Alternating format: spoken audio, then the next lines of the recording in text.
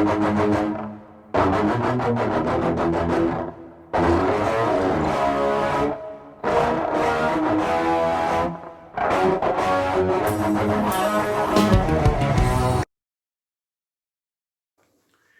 so good afternoon, everyone. Getting a little bit late start today. So some of you that followed me had a pretty intense day yesterday.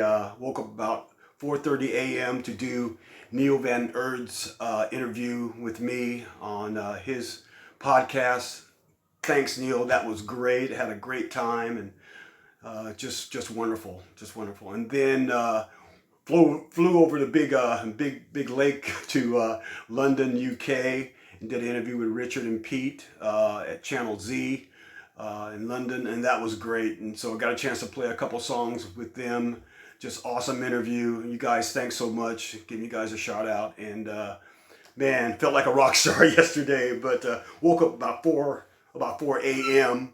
And then I slept 12 hours a day, so I didn't realize how exhausting doing those interviews were, but it was great fun. So we're gonna move on. So today's chapter is chapter 7, and this is my first overseas trip to Okinawa, Japan. It was like 1968, and title of the chapter is the Rolling Stones and the Animals. So first of all, Okinawa, Japan is a little island off the coast of Japan. It's about 500 miles off the coast of Japan. It's a pretty small island. It's about 70 miles long and about 7 miles wide, so it's not a very big island. And Okinawa, unfortunately, was not in good economic shape in 1968. And so I think Okinawa was like the poor bastard child of Japan. So they didn't put a lot of money into the economics of the little island there, and so somewhat culturally depressed there.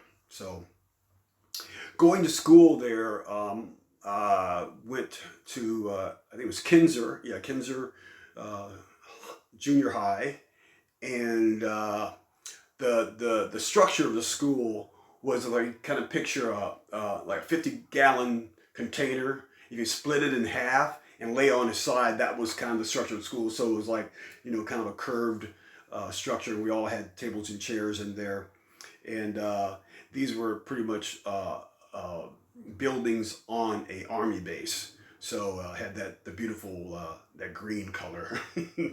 So my first time, actually, that was my first time actually playing a live performance. It was a school talent show, and it was in a big auditorium, and I played an instrumental. I just played this instrumental called Malagueña, which is kind of a little Spanish piece. And I don't really remember being afraid or scared or anything. I probably was, but that was obviously a long time ago. But it was a great first performance. So at that time, again, my mother, decided that she wanted me to play classical guitar. So we looked for an instructor and started me playing, music with an instructor, classical music. And I was really bored with that. Classical wasn't really what I was kind of into, but that's what she was into. So I did it, of course.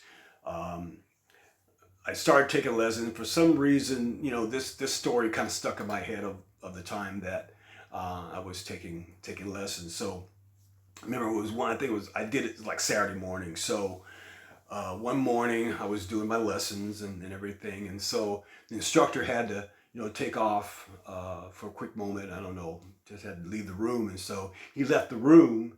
And so I said, no, screw this. I'm just going to start playing, stuff I wanted to play. And so I was just kind of diddling around. I just happened to look up, and I look up to the right there, and there's a little glass window peephole kind of thing. And I just noticed he was looking at me, and I just, for some reason, he remembered the look on his face was like, So I don't know what that really means. For me, I like to think that he was saying, there might be something in this guy. So that was kind of a fond memory. Back in that time, I was mostly self-taught after I quit taking lessons. I just got really bored with it and the whole thing. And so I know I took that information and that time. So when I started teaching, I always tried to make my lessons fun for my students, and inject a little bit of humor, so it's not studious. We're gonna do this, we're gonna do this. You gotta inject a little bit of humor in your lessons along with the lesson. So I make jokes and have fun with it. So it should be fun. So I started playing with people and jamming with guys during that time also, and we would do songs, by the Stones and the Animals, and of course, the first song we played was "Satisfaction." Everyone remember that one. And the second song was "House of the Rising Sun," which, almost everyone I know that started playing guitar, that was the first song that they played. Start with A minor, really very simple chords, but it's a great song to start out with. And so that was a really great time to start playing. So I'd like to tell you a little story. This is a fun story about my mom and living in Okinawa. So we were living in Okinawa and living in again, government subsidized housing. And my mother, we were lucky enough to the Army gives some of the families a maid. My father was I think he was a major at that time, and so we were living in nice housing. So we had a maid, and the maid's name was Kamiko. So what I remember about Kamiko was that she was very, very nice, very sweet, very demure. You're kind of, your your typical maid, very subservient kind of thing, very nice. And for some reason, my mother didn't like her. I think it was something that she didn't do something with my dad's dry cleaning, or some kind of issue where my mother, felt the need to, fire her. I guess it was somewhat major. So she ended up firing Kamiko. So I think probably about a week later, my mother was walking and she fell in what the Okinawans call a benjo ditch. Now, a benjo ditch is basically where the Okinawans, they just pee. They just, if they need to go, they just like a ditch alongside the road. They just, they squat or whatever, they squat in the ditch and pee. So it's not funny, but my mother's walking and she slipped and fell. She fell into the benjo ditch. So, that was kind of a bad thing. But my mother, to this day, she thinks that Kamiko put a voodoo curse on her, and that's the reason why she fell into the benjo ditch. I really felt sorry for that, but that's the way things happen. So my mother at that point decided that she wasn't going to rehire any maid and everything. So that was that for the maid. But another memory, and the final memory that I have of being in Okinawa was hearing "Hey Jude" was that year. That was a big deal. "Hey Jude" was a big, "Hey Jude" by the Beatles was a big deal that year.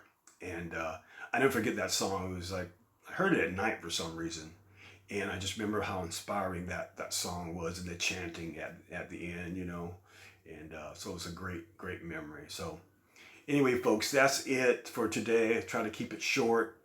As always, thank you so much for viewing the interviews. For those of you that saw it, thanks. Continue for support for the YouTube videos, my Facebook stuff, and again, shouts out to all the people that that are supporting me and liking me. So anyway, have a wonderful weekend, and I'll keep posting. Have a great day. Thanks. Bye.